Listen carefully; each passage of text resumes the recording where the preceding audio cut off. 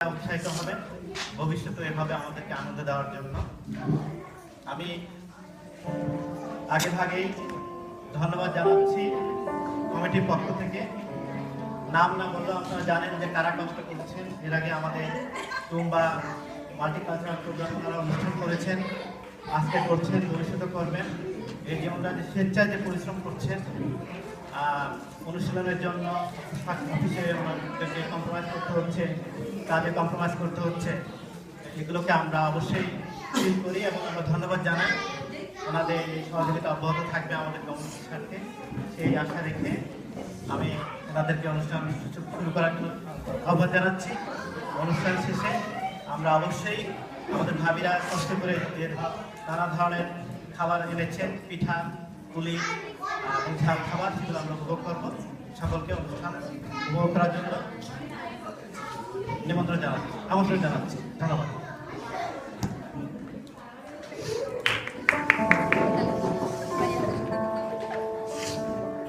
সবাইকে শুভেচ্ছা জানাচ্ছি।